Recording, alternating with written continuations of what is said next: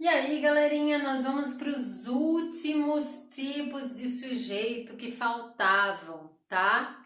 Então, na aula anterior, nós vimos os sujeitos determinados, aqueles que eram possíveis determinar quem praticava a ação.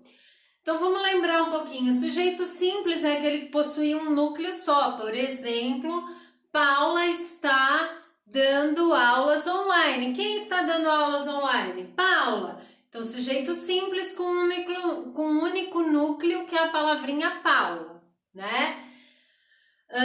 Os professores e a coordenação estão atentos a todas as lives. Então, professores, coordenação, tenho dois núcleos, sujeito composto. Tinha o sujeito oculto, aquele que fica escondido atrás do verbo, lembra dele? Então, fomos ao cinema ontem. Aliás, faz tempo que a gente não vai ao cinema, né? Mas tudo bem, vai. A pandemia tá atrapalhando um pouco. Vou mudar o exemplo, então. Fizemos exercícios nesta tarde. Quem fizemos? Nós. Então, o nós está escondido atrás do verbo, tá? E hoje a gente vai ver o sujeito indeterminado e o inexistente, tá? Então, vamos começar por esse, o indeterminado. Bom, como o próprio nome diz, o sujeito determinado é aquele que dá para saber quem fez, quem praticou aquela ação. O indeterminado é aquele que não é possível saber. Eu posso realmente não saber ou querer esconder, sabe? Tipo assim, ó. Você sabe quem foi, mas você chega e fala assim, Paula, então, quebraram a janela, você viu? Quebraram a janela, você sabe quem foi. Mas, com toda a maldadezinha no pedaço, você chega e joga no meio da sala para alguém falar fui eu, ou para ficar todo mundo quieto, ou para ver a reação das pessoas, enfim, né?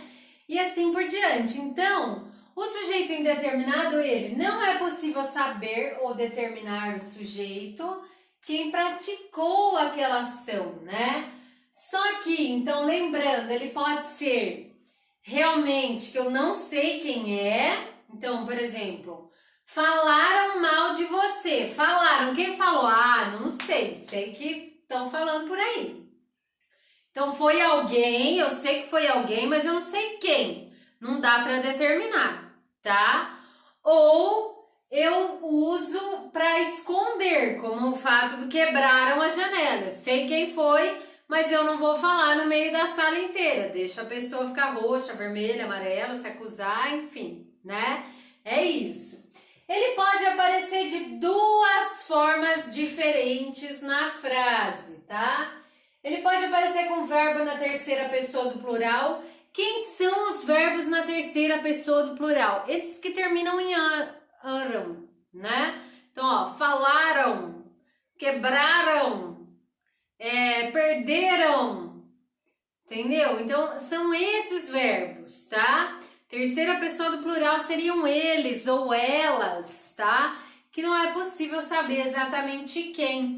Então, perderam a apostila, esqueceram a lista em casa, quem será? E assim por diante, tá? Então, ó, aqui pegaram a minha caneta. Aqui eu tenho um exemplo, então, de uso do sujeito indeterminado com verbo na terceira pessoa do plural.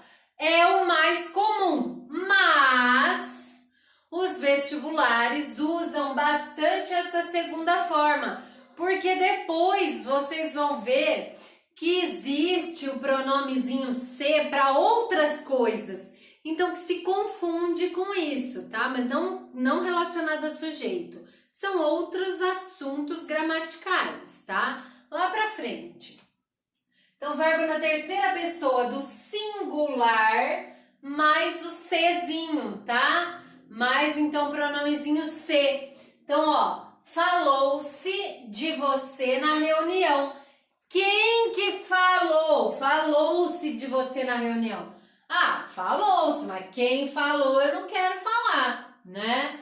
Eu vou deixar aqui para você pensar aí na reunião de pais que você foi falado. Deixa a pulga atrás da sua orelha, deixa sua mãe contar, enfim, aquela história, né? Então, o sujeito indeterminado tem essas duas formas de aparecer. O sujeito inexistente, como o próprio nome já diz, não existe sujeito. Ele é formado por verbos impessoais. Vou traduzir de um jeito bem fácil para você. Verbo impessoal não é praticado por pessoa. Pensa assim que é mais fácil, tá? Então, ó, não possui sujeito, ou seja, não tem um ser que pratica aquela ação que o verbo propõe, tá? Então pensa, verbos impessoais, não é de pessoa, tá? 3 formas diferentes para ele aparecer. Na apostila tem 4, eu resumi a última aqui, eu juntei elas em uma só, tá? Então os fenômenos naturais, a primeira forma é a mais comum de todas, que é o ventar, trovejar, chover, né? Todos os fenômenos da natureza. Ninguém sai por aí e fala, ah, eu vou dar uma ventadinha e já volto. Paula, posso dar uma chovidinha? Já venho. Não, né? Então, ventou muito ontem. Um exemplo é o ventou, tá? Não tem alguém que pratica essa ação. Essa ação acontece naturalmente, tá?